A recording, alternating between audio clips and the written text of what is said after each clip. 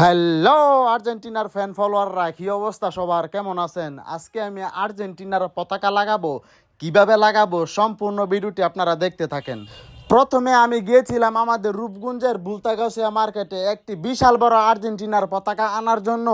আর সেই পতাকাটি এনে তারপরে আমাদের আতলাপুর বাজার থেকে একটি বিগ সাইজের বাঁশ কিনে আনলাম। বাঁশটি কিনে আনার পরে বাঁশের মধ্যে কিছু আইক্যা ছিল, সেই আইক্যাগুলো সাইজ করার পরে এখন আমি শক্ত করে আর্জেন্টিনার পতাকাটি বাঁশের মধ্যে বাঁধতেছি। আমার সাথে ছিল ইয়ামিন, মারুফ, রাহাত, রফিকুল, মিরাজ, আরও অনেকে ছিল আমার সাথে। তারপর আমি বাঁশটির মধ্যে আর্জেন্টিনার পতাকা অনেক শক্ত করে বাঁধতেছি।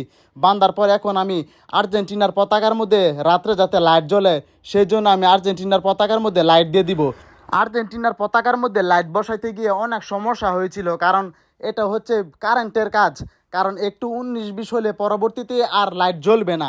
তারপরে এই বাঁশটি নামাতে গেলে আবার অনেক সমস্যা হবে। তাই আমরা এই পতাকার মধ্যে ভালো করে এই লাইটটি আমরা পতাকার মধ্যে দিতেছি। আর মারুফ এখন নিখুঁতভাবে কাজটি করতেছে। আমরা সবাইকে হেল্প করতেছি পতাকা টানানোর জন্য। পতাকার পাশে লাইট বসানোর পাশাপাশি সাথে সাথে আবার টেপ মেরে দিতেছি, কারণ যাতে লাইটটি একটু লুজ কানেকশন না হয়। আর দেখেন আপনারা, পতাকাটি কিন্তু অনেক বড়, অনেক বিগ সাইজের পতাকা আর্জেন্টিনার পতাকাটি। এই যে এখানে আবার আমরা একটা সুইচ দিয়ে দিয়েছি, এটা হচ্ছে অটো সুইচ। এই অটো সুইচ বসানোর মানে হচ্ছে আমরা যে কোনো সময় বাতির কালার পরিবর্তন করতে পারবো, আবার যে কোনো টাইমে লাইট বন্ধ করতে পারবো, অন করতে পারবো। এটা হচ্ছে এই সুইচের উপকারিতা। এই সুইচটি বসানোর পরে এই সুইচের উপরে কিছু পলিথিন কাগজ দিয়ে আবার আমরা ভালো করে টেপ মেরে দিয়েছি, যাতে কোনো প্রকার পানি গিয়ে এই সুইচটি যাতে নষ্ট না হয়। কারণ এখন কিন্তু অনেক বৃষ্টি হয়ে থাকে, বৃষ্টির পানি গিয়ে যে কোনো সময় এই সুইচটি নষ্ট হয়ে যেতে পারে। তাই আমরা ভালো করে পলিথিন দিয়ে টেপ মেরে ভালো করে দিয়েছি, যাতে কোনো প্রকার পানি গিয়ে যাতে সুইচটি নষ্ট না হয়। এইটা যেহেতু কারেন্টের কাজ, তাই সবাই আমরা নিখুঁতভাবে কাজটি করতেছি, যাতে পরবর্তী কোনো সময় যাতে কোনো দুর্ঘটনা না ঘটে। দেখুন এখন আমরা সবাই মিলে কাজ মোটামুটি শেষ পর্যায়ে। এখন আমরা তারের প্যাচ ছুটাইতেছি।